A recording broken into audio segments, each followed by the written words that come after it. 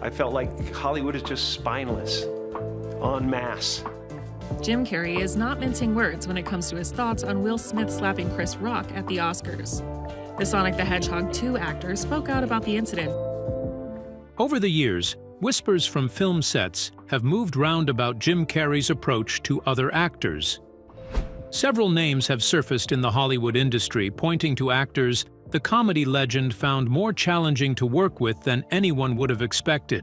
What really happened behind the cameras, and what was the clash between Jim and these actors all about? It's an amazing thing. I don't know exactly what's happened. I've gotten very popular, but it's nice to know your roots, and it's nice to know what happened. Yeah, you know? sure. And I really think it's responsible. You know, what's responsible for this whole thing is my subliminal motivation tapes. Join us as we uncover the 6 actors Jim Carrey hated working with and the stories behind it. Number 6. Tommy Lee Jones. Tommy Lee Jones represented everything Jim Carrey once thought he wanted to become. Jones was a respected dramatic actor who has worked in the Hollywood industry over time and built a huge profile. However, something happened between Jones and Carrey that twisted the admiration Carrey may have had. This clash gave way to tension that became one of Hollywood's most talked about on-set rivalries. In 1994, when filming began on Batman Forever, Jones and Carrey started out as regular actors. They were commanding roughly $7 million paychecks. On the records, they were equals, and working together should not be difficult. However, in Hollywood's informal hierarchy, they were not viewed the same way. Jones was already an established actor and was coming off his Academy Award win for The Fugitive. The first award goes to... Oh, come on. Tommy Lee Jones. While Carrey was still widely perceived as a rubber-faced comedian riding a hot streak after Ace Ventura, Pet Detective, and The Mask. This difference in reputation mattered, especially to Jones. He was not as small as perceived. Behind the scenes, the production itself had already undergone major changes. The Warner Brothers entertainment industry had originally intended to honor Billy D. Williams's earlier casting as Harvey Dent in 1989's Batman. But when director Joel Schumacher replaced Tim Burton, he pushed to bring in Jones after working with him on The Client. Williams was ultimately sidelined, and Jones stepped into the role of Two-Face. By several reports, Jones did not initially embrace the project. Reports from the production suggest that Jones found the script puzzling and viewed the film as a commercial assignment rather than a passion project. Still, he signed on, partly because his son was excited about the Batman franchise, not because he wanted it. At the beginning of the production, the contrast between Jones and Carrey became obvious. Jones did not particularly appreciate Carrey's acting skills. They tell me what to say, they tell me what to wear. It's a piece of cake. Really? Stand over there and say this. Here, put this on. Carrey, who was fresh off and starting out in comedy, thrived on improvisation and high-energy performance.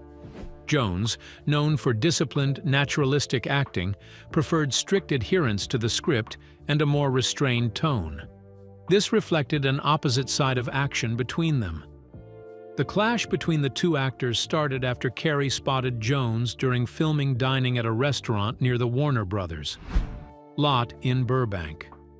Still energized after a long day in the elaborate Riddler costume, Jim approached his co-star enthusiastically to say hello. What happened next became a Hollywood legend story. According to Carrey, Jones's demeanor immediately changed. After he greeted him, Jones told him bluntly, "I cannot sanction your buffoonery." Crew members have since suggested the friction had been building for weeks, but on that day, things blew up and went beyond normal. Jones grew frustrated with Carrey's improvisations and the constant joking between takes, which he viewed as disruptive. From Jones's perspective, the film was supposed to maintain a certain dramatic weight. However, from Carrey's perspective, he was delivering exactly the heightened energy the film's tone demanded. What could be the problem? Fans wondered. The tension came to a head as the two prepared to film their first major scene together, a pivotal moment pairing Two-Face and the Riddler. For Jones, matching Carrey's manic performance style felt uncomfortable, and it was creatively at odds with his instincts and what he does as an actor. Timing likely intensified the strain. Around the same period, Carrey's Dumb and Dumber was dominating the box office, while Jones's baseball biopic, Cobb, struggled commercially. The contrast negates a broader industry reality of comedy, which is often dismissed as lightweight, generating massive revenue and audience attention. Director Joel Schumacher later defended Carrey publicly, describing him as professional and respectful on set. Schumacher also acknowledged that Jones was not particularly happy during the production, and even requested that their dressing rooms be kept separate. In retrospect, the clash was about more than two personalities. It reflected a long-standing divide in Hollywood between dramatic prestige and broad comedy success. Jones, who had thought that nothing could be birthed from comedy, was proved wrong. For Carrey, the experience offered an early look at the industry's unspoken hierarchy, where awards and dramatic credentials often carried more cultural weight than box office dominance in comedy. Yet history has been kinder to the film's chaotic energy than many expected at the time. Batman Forever became a commercial success, and Carrey's flamboyant Riddler performance remains one of the movie's most memorable elements. Yet Jim's clash with Tommy Lee was only the beginning. Another shocking moment confirmed his fear about the use of power in the Hollywood industry. Number 5. Will Smith. In 2022, something happened that exposed a faulty line inside the Hollywood industry. During the 94th Academy Awards on March 27, 2022, actor Will Smith walked on stage and slapped comedian Chris Rock across the face during Rock's presentation for Best Documentary Feature. The slap was in response to an unscripted joke Rock made about Smith's wife, Jada Pinkett, Smith's shaved head, a result of alopecia. Carrey, however, saw the act as unprofessional.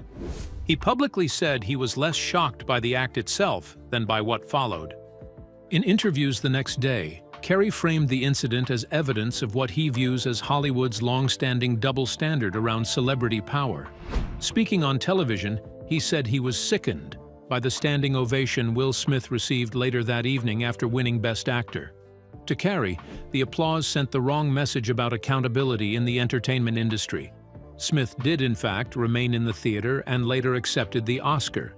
Carrey was unimpressed about the way no one considered the actions bad enough to get Smith sanctioned. The following week, however, Smith issued a public apology and subsequently resigned from the Academy. The Academy later banned him from attending its events and every other award event for 10 years. Still, in the immediate aftermath, the moment Carrey was reacting was undeniably shocking to everyone. It was unfair that after a globally televised assault, what followed it in less than an hour later was to give the assaulter the night's highest honors. Carrey's criticism was blunt. He argued that physical violence, even in a moment of emotional distress, crossed a clear line. There should be no justification for that. In one widely circulated interview, he said that if he had been in Rock's position, he would have announced a $200 million lawsuit because that video is going to be there forever. Rock, on the other hand, ultimately declined to press charges, and no civil suit followed. For Carrey, it goes beyond the money to be received after suing, but the principle to be maintained. His broader point was that celebrity status should not soften consequences for behavior that would otherwise trigger immediate removal or arrest in most public venues. Carrey was not having the moment at all. He rejected attempts by some commentators to frame the incident as understandable, heat-of-the-moment behavior. With evident pain, he emphasized that performers, especially comedians, have long endured harsh public commentary without resorting to violence. Throughout his own career, he has been the subject of intense tabloid scrutiny and award show jokes about his relationships, career choices, actions, and public persona.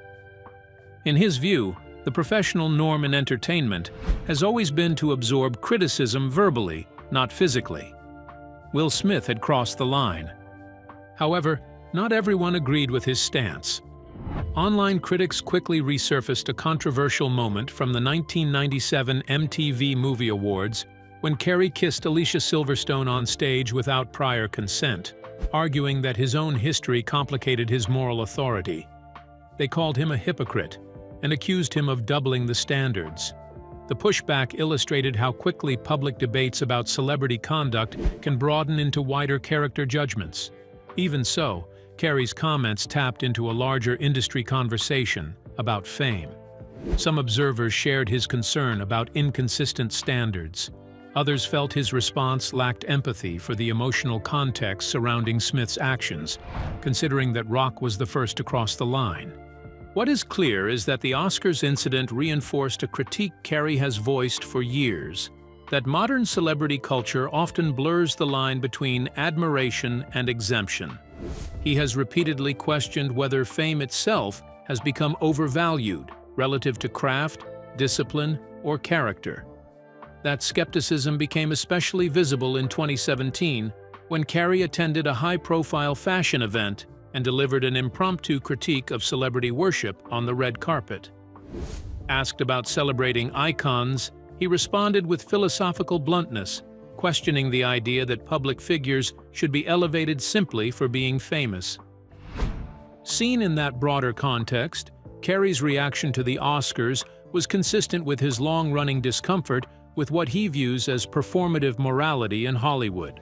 To him, the controversy was not only about the slap that happened in one night, but about what the industry's immediate response revealed.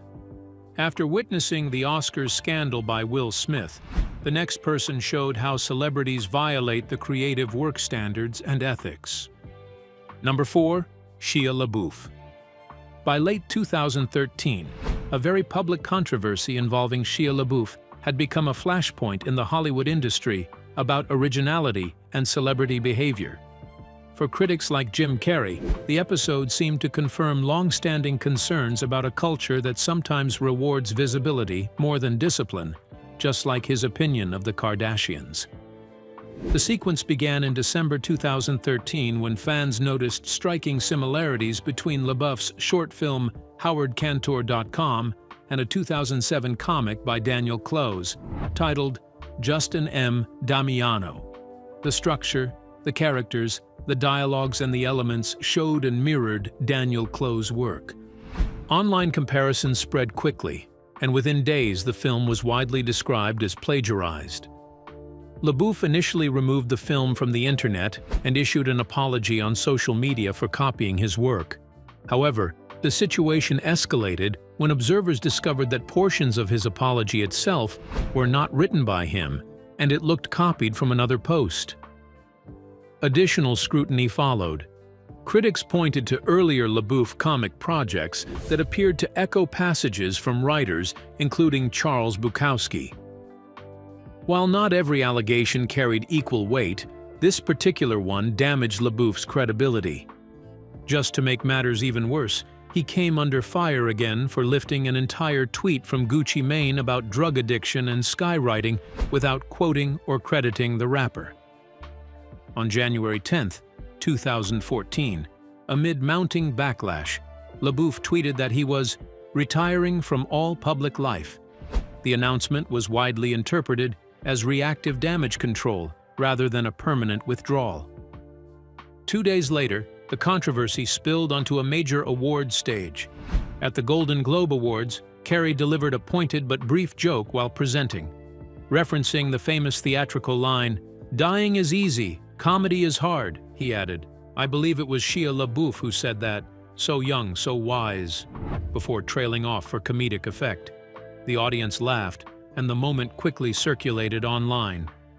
LaBeouf responded on social media with a cryptic message about explaining Carrey and killing the mystery of a comedian, a deflection that did little to calm the situation.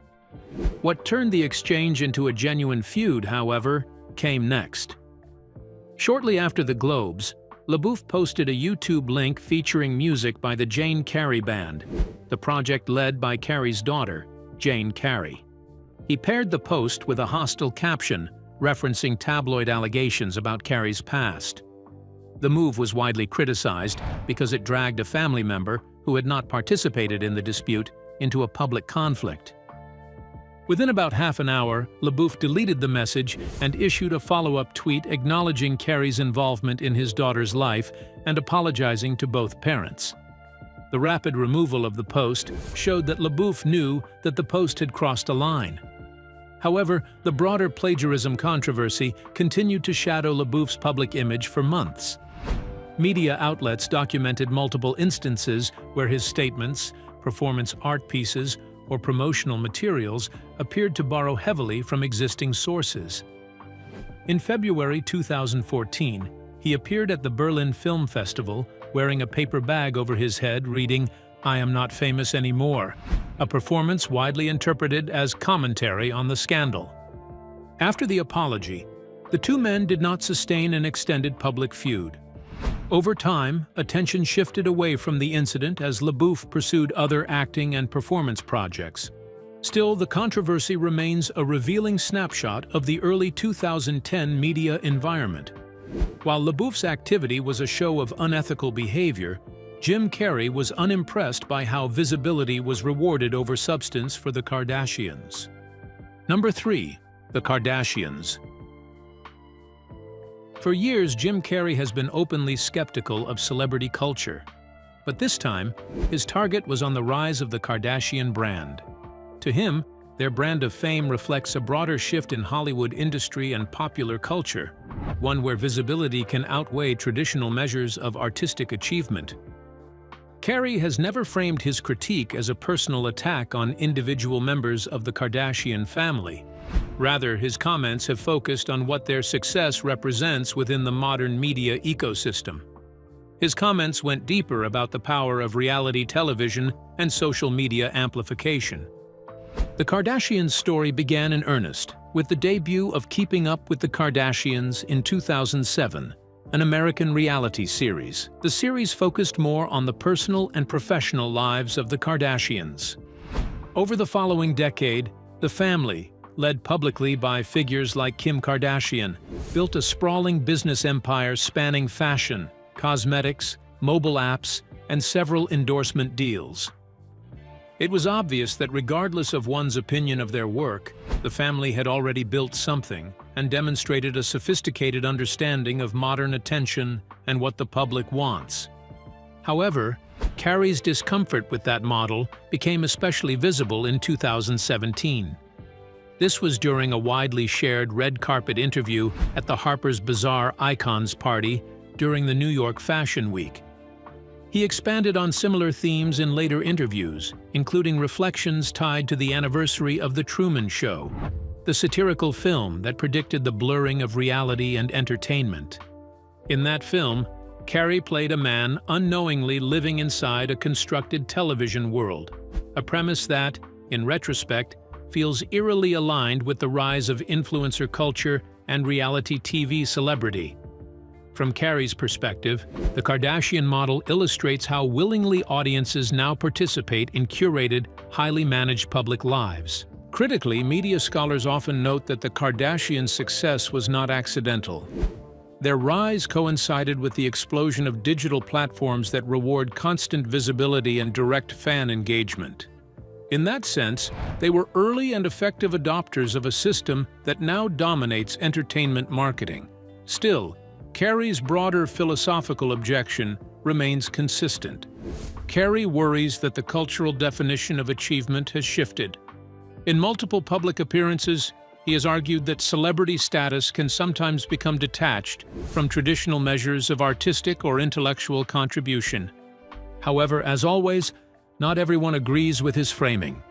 Supporters of the Kardashian business model point out that building a multi-billion-dollar global brand requires strategic skill, market awareness, and sustained work, even if it does not fit older Hollywood definitions of talent. The debate itself reflects a larger generational divide about what constitutes legitimate cultural influence in the digital age. What is undeniable is that Carrey's comments tapped into a growing unease among some observers. Entertainment platforms multiply, and algorithms reward constant visibility. For the Kardashians, There should be no debate about their rise to fame. After analyzing the corruption that lives on in the Hollywood industry, Jim Carrey encountered critics who demanded entertainers stick to their craft, which spiked up a clash. Number 2. Mark Wahlberg. In 2016, Mark Wahlberg sparked debate when he suggested that celebrities should be cautious about speaking on politics and public health. During an interview, he remarked that many entertainers live in a bubble and should focus on their craft rather than presenting themselves as experts. He did not name anyone directly, but the comment landed at a time when several high-profile actors, including Jim Carrey, had drawn attention for weighing in on controversial health issues. The comment by Wahlberg was not ordinary. To understand why Wahlberg's statement resonated, there was something that happened in the preceding decade in one of Jim Carrey's public activities. From 2005 to 2010, Carrey was in a widely publicized relationship with actress and television host Jenny McCarthy. During that period, the couple became prominent voices in the vaccine safety debate, particularly around claims linking childhood vaccines to autism. McCarthy's advocacy was rooted in her personal experience with her son Evan, who was diagnosed with autism. There was a public argument that vaccines, especially the measles, mumps, and rubella (MMR) shot, had contributed to Evan's condition.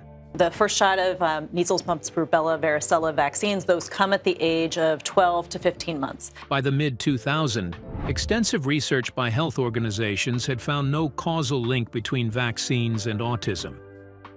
Despite the declaration, McCarthy and Carrey appeared together at rallies, gave television interviews, and supported organizations questioning vaccine schedules and safety oversight. In 2008, they participated in the Green Hour Vaccines rally in Washington, D.C., which called for reduced exposure to certain vaccine ingredients and to raise awareness about the dangers. These couples went round spreading the false message. Their visibility ensured the message reached audiences far beyond traditional public health debates. Medical professionals and public health officials pushed back strongly. Organizations including the Centers for Disease Control and Prevention and the World Health Organization repeatedly reaffirmed that vaccines do not cause autism. Large-scale epidemiological studies across multiple countries consistently supported that conclusion. A lot of critics argued that celebrity involvement complicated public understanding. Because Carrey was widely known for blockbuster comedies and McCarthy had a large media platform, their statements drew significant attention from parents already anxious about childhood health decisions. Public health experts worried that high-profile skepticism, even when framed as asking questions, could contribute to declining vaccination rates. It was against this backdrop that Wahlberg's 2016 remarks gained an audience. Although he did not name the individuals, he emphasized the difference between professional expertise and public influence, suggesting that entertainers should avoid presenting themselves as authorities on complex scientific or political matters. They are actors, and they should continue to focus on that. Many observers interpreted the comment as part of a broader cultural pushback against celebrity activism in technical fields. Wahlberg's core message was that actors are hired to perform, while doctors, scientists, and policymakers spend years training to evaluate public health evidence. The timing also amplified the discussion. Around the mid-2000s, several countries, including the United States, saw renewed measles outbreaks, a disease that had previously been declared eliminated domestically. Public health officials partly attributed these resurgences to falling vaccination coverage in certain communities, which in turn was linked to the spread of vaccine misinformation online. The broader media environment was shifting as well. Social platforms were beginning to face pressure to limit the spread of demonstrably false health claims, including anti-vaccine content. Within that climate, debates about the responsibility of high-profile figures became more intense. In later years, Carrey has been less publicly associated with vaccine activism than during the late year 2000. While he has continued to comment on political and cultural issues, his direct involvement in vaccine-related campaigns has notably diminished. although the feud between Carrey and Wahlberg was maintained. The last person on this list showed a contrasting life of Jim Carrey that ignited the media attention and public debates. Number 1. Jenny McCarthy. Following Carrey's marriage and divorce from Melissa Wummer and Lauren Holly, Jim was romantically linked to actress Jenny McCarthy for 5 years. This relationship was one of Jim Carrey's most emotional, longest, and complicated public relationships. The actress and TV host Jenny McCarthy and Carrey were one of Hollywood's most beloved couples. They shared red carpet moments, public affection, and even worked together on advocacy issues. But behind the jokes and smiles was a relationship filled with personal challenges, health struggles, and a painful public breakup that would later lead to accusations, media backlash, and emotional fallout. During their 5-year relationship, Carrey became a father figure to McCarthy's young son, Evan Joseph Asher. Evan, who had been diagnosed with autism, was central to McCarthy's life. Evan is amazing. This kid has been through such an amazing journey.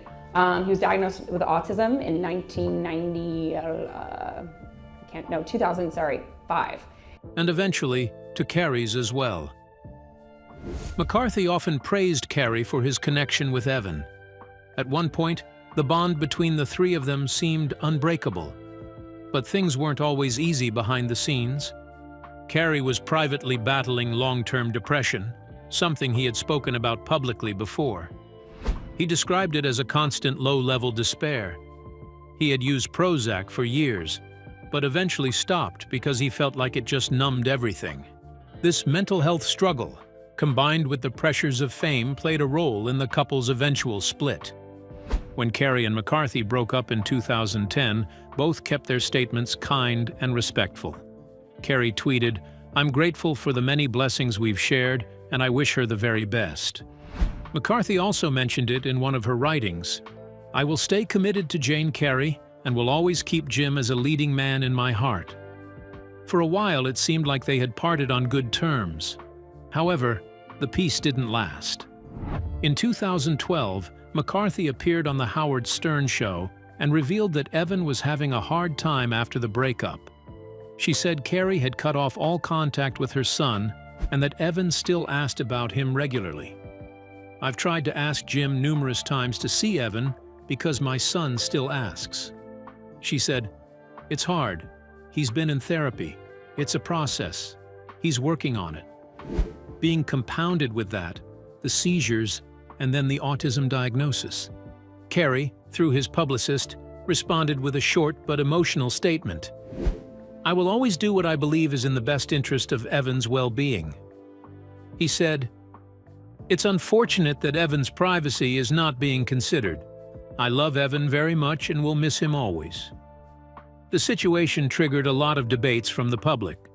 Some sympathized with McCarthy, especially other parents. They claimed they understood what Jenny must be going through at that point in time.